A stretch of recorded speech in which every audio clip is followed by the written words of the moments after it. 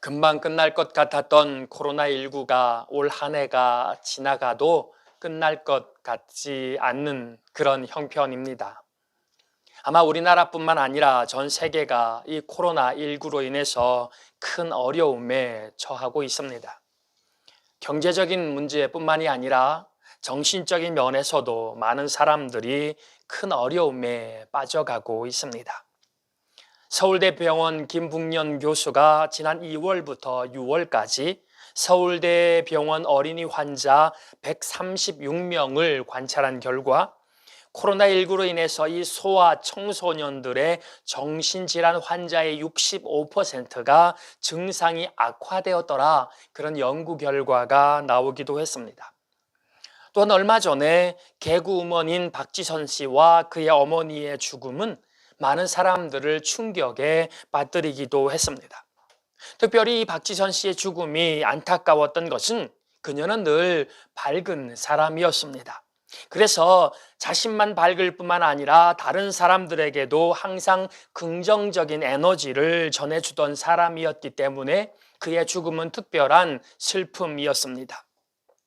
정확한 사인은 나오지 않았지만 지병으로 인한 우울증으로 추측하기도 합니다. 정말로 안타까운 사실은 조금 전에 언급한 대로 많은 사람들이 코로나19로 인해서 우울증을 비롯한 각종 정신적인 질환에 시달리고 있다는 것입니다. 마음대로 밖을 외출하지도 못하고 외출했다 할지라도 금방 돌아와야 된다는 그런 마음으로 외출하게 되고, 그리고 늘 마스크를 써야 되니까 그것에 대한 부담감도 많이 있게 되고, 그러면서 많은 사람이 답답증과 두려움과 공황 가운데 정신적인 문제를 호소하고 있는 것이 지금의 현실입니다. 어떻게 보면 정말로 지금 이 시대야말로 위로가 필요한 시대입니다. 갑작스럽게 너무나도 크게 달라진 이 변화로 인해서 또한 여러 가지 어려움과 두려움과 절망감에 많은 사람들이 너무나도 힘들어하는 이 시간을 지나가고 있다는 거잖아요.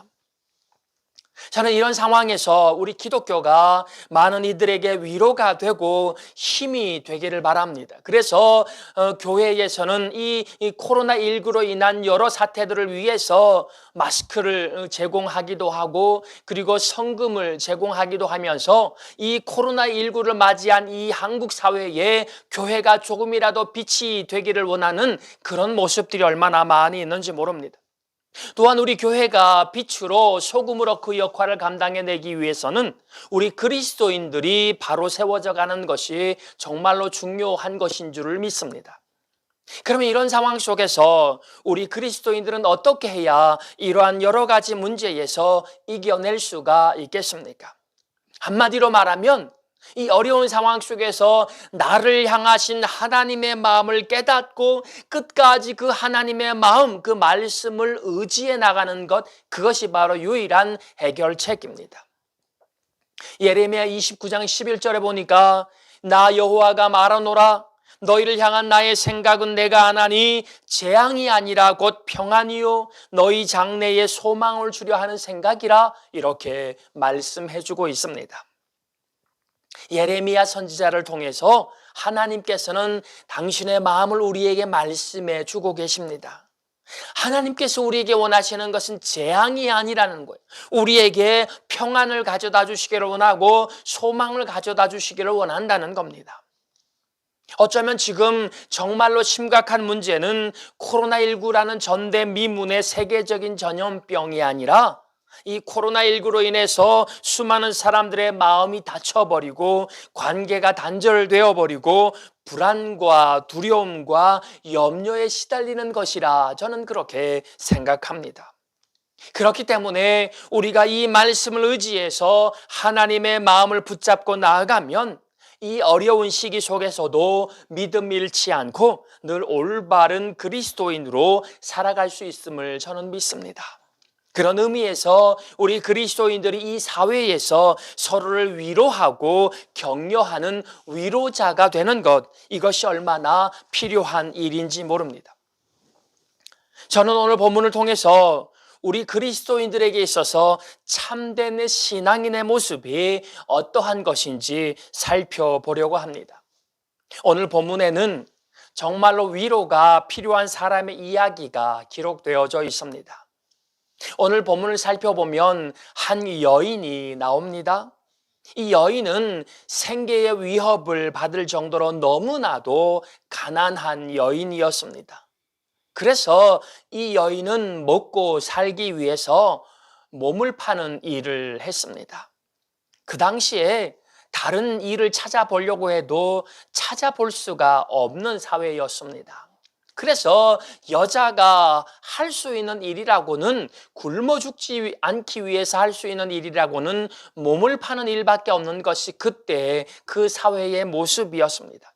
그런데 그 당시에 유대교 율법에서는 가늠하다가 붙잡히면 돌에 맞아 죽게 된다는 그런 율법이 있는데도 이 여인은 죽음을 무릅쓰고서라도 몸을 팔아서 생계를 유지하고 있었습니다. 그러다가 어느 날 간음하던 현장에서 유대교 사람들에게 붙잡히고 맙니다. 그리고는 수많은 사람들과 함께 계셨던 예수님께로 끌려오게 됩니다. 정말로 안타까운 상황 아닙니까?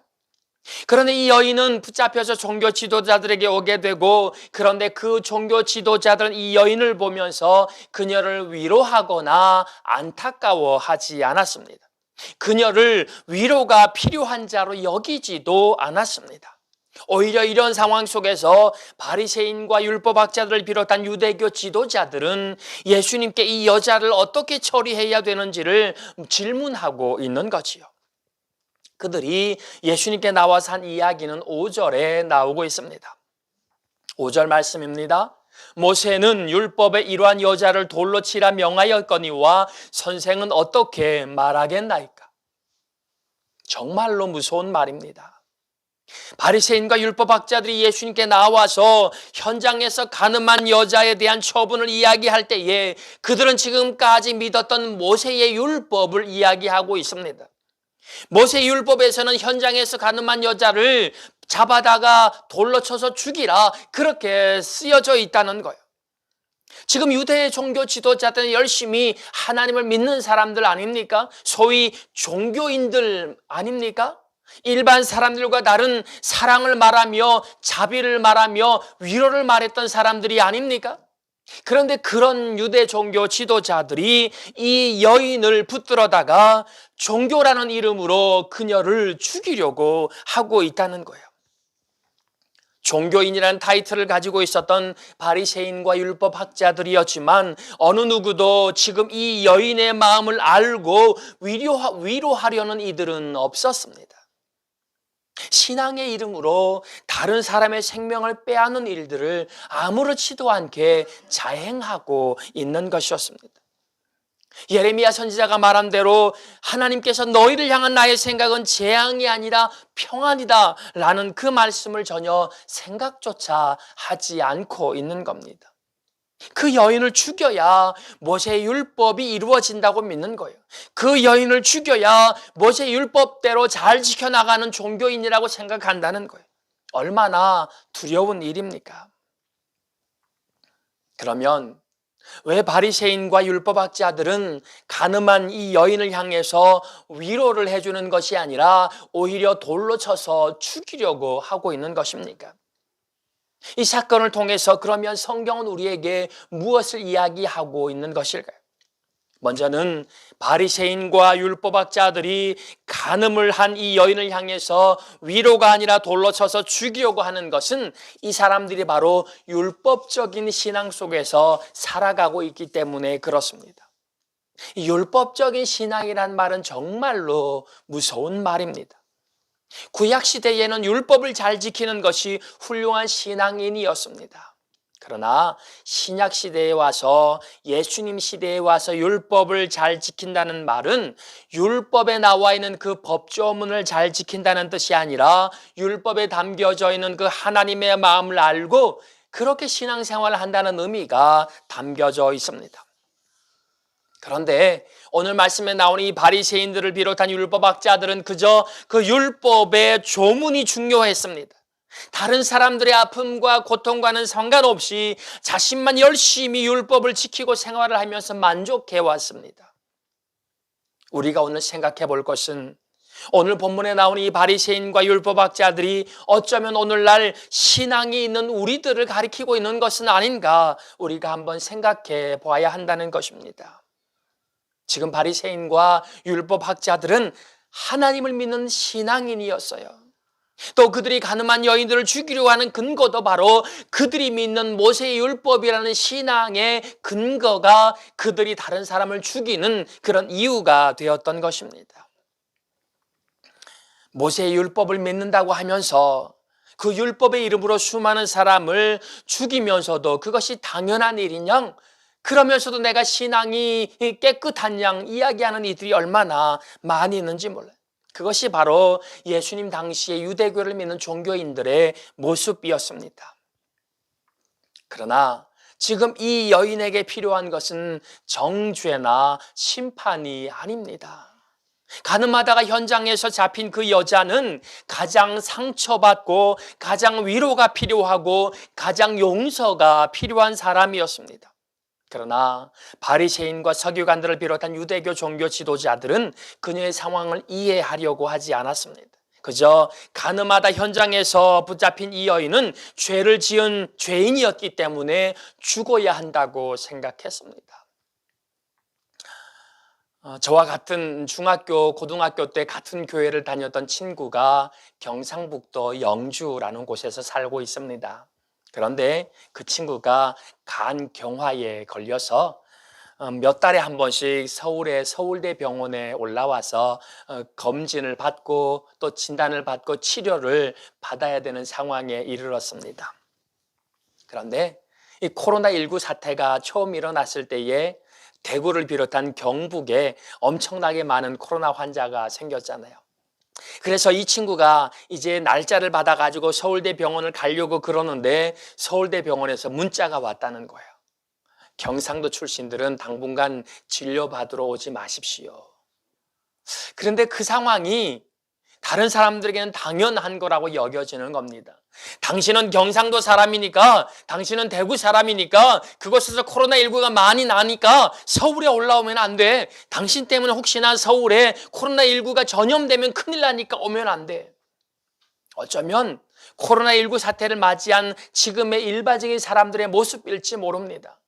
코로나19 환자들은 식당에 들어오면 안 되고, 코로나19 환자들은 버스에도 타면 안 되고, 지금 얼마나 그런 사람들이 많이 늘어나고 있습니까? 사람들이 강팍해져 갑니다. 사람들이 서로 거리를 두게 됩니다. 사람들이 서로가 서로를 의심하고 두려워하며 그렇게 살아가고 있습니다. 심지어는 예수 믿는 우리들조차 그러고 있는 거 아니냐 말이에요.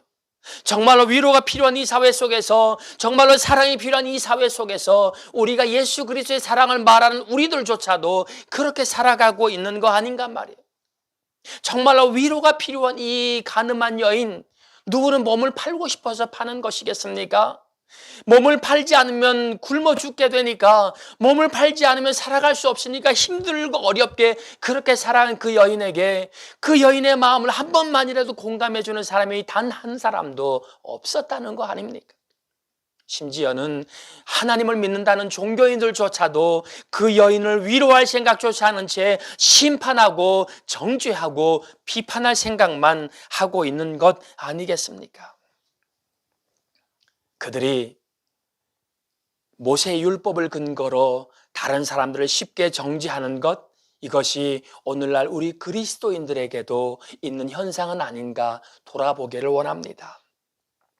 오늘 우리가 불렀던 찬송가 503장에 세상 모두 사랑 없어 라는 이 찬양의 가사를 기억하기 원합니다. 세상 모두 사랑이 없어서 냉랭함을 아느냐? 곳곳마다 사랑이 없어서 탄식 소리뿐일세. 곳곳마다 번민함은 사랑이 없는 연고요. 측은하게 손을 펴고 사랑받기 원하네. 우리가 살아가다 자칫 잘못하면 종교라는 이름으로 다른 사람을 비난하고 정죄하는 늪에 빠지기가 쉽습니다. 특별히 코로나19로 인해서 어려움에 빠진 이들을 외면하며 위로가 필요한 이들에게 위로를 베풀기보다는 정죄하고 비판하고 무시하는 일들이 얼마나 많이 있는지 모릅니다. 지금은 코로나가 전염되면 그저 죄인 되는 거예요. 어느 날 제가 밖에서 일을 하다가 집에 돌아왔는데 몸에서 조금 열이 나는 거예요. 제가 우리 식구들한테 내가 좀 몸에서 열이 나네? 그랬더니 당장 우리 식구들이 한 게 뭔지 아십니까? 밖에서 마스크를 쓰고 있는 거예요. 그전에는 한 번도 거실에서 집에서 마스크를 쓴 적이 없는데 갑자기 마스크를 쓰고 있는데 마스크를 쓰는 게 당연하다고 여기면서도 왠지 저는 마음이 좀 그렇더라고요.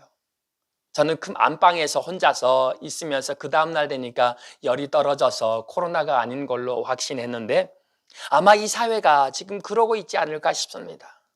코로나 확진자가 되면 그 사람을 위로해주고 공감해주고 격려해주는 것이 아니라 격리시키고 그 사람을 무시하고 분리하려고 하는 지금 현실의 모습 말입니다.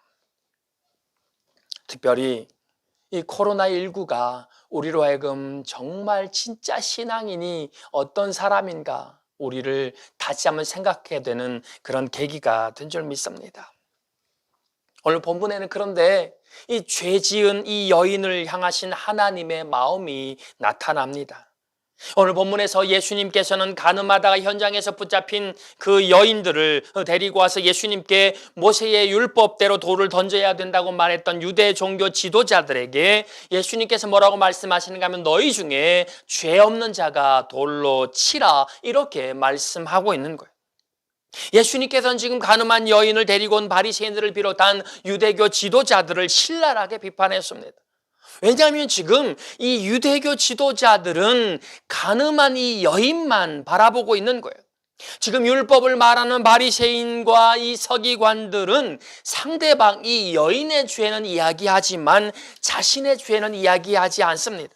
그래서 죄 지은 이 여자만을 바라보고 있는 이 바리새인과 율법 학자들에게 예수님께서는 너희 자신의 죄를 먼저 봐라 이렇게 말씀하고 있는 거예요. 너희 중에 죄 없는 자가 돌로 치라. 이 말씀은 너희가 너희 자신이 한번 돌아봐. 너희의 모습을 한번 돌아봐봐. 예수님께서 말씀하시는 거예요. 너희 중에 죄 없는 자가 있어? 너희 자신 한번 봐봐. 예수님께서는 지금 너무나도 통탄스럽게 안타깝게 말씀하고 계십니다. 여러분, 이 사회는 정말로 위로가 필요한 사회입니다. 이 사회는 따뜻한 말 한마디 건네받지 못해서 세상 살기를 힘들어하고 심지어 세상을 포기한 일들이 얼마나 많이 있는지 모릅니다.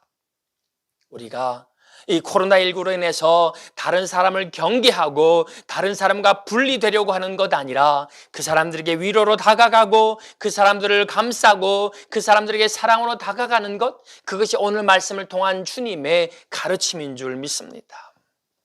우리의 신앙이 우리의 이웃의 아픔을 외면하고 이웃을 위로하지 못하는 신앙이라면 우리는 율법적인 신앙에 불과합니다. 예수님께서 그토록 싫어하시고 비판하셨던 유대교 지도자들과 다를 바 없는 모습입니다. 그러나 오늘 말씀을 통해서 예수님께서는 이 가늠한 여인이 위로받을 자격은 있지만 죄가 없다고 말씀한 것은 아니었습니다. 예수님께서는 이 여인이 죄인이라는 걸 알고 계셨습니다. 예수님께서 이 여자가 지금까지 얼마나 많은 숱한 잘못을 저질렀는지도 알고 계셨습니다. 그러나 예수님께서는 이 여인에게 그 죄를 먼저 묻지 아니하시고 함께 다가가시고 그녀를 용서하시고 그녀를 위로하시고 그녀를 공감해 주셨습니다. 예수님께서는 우리에게 우리가 이 세상에서 살아갈 때 신앙이라는 이름으로 누구든지 정죄하거나 비판하며 원망하는 것을 먼저 하기를 원하지 않으셨습니다. 그래서 저는 오늘 말씀의 제목을 진짜 신앙은 이라는 제목을 가지고 함께 나누면서 우리가 원하는 진짜 신앙은 상대방의 잘못이나 비판이나 그런 것들을 먼저 바라보고 그것을 정죄하는 것이 아니라 상대방에게 다가가서 사랑해주고 위로해주고 감싸주는 것, 그것이 우리의 먼저의 신앙의 모습이어야 된다라는 것이지요. 여러분, 그것이 예수님께서 나중에 그 여자를 위로해 주시고 공감해 주시고 용서해 주셨는데 그 이후에 어떻게 되었는가 하면 그녀의 영혼까지 구원받게 되는 역사가 일어났던 것입니다. 영혼 구원해야지요.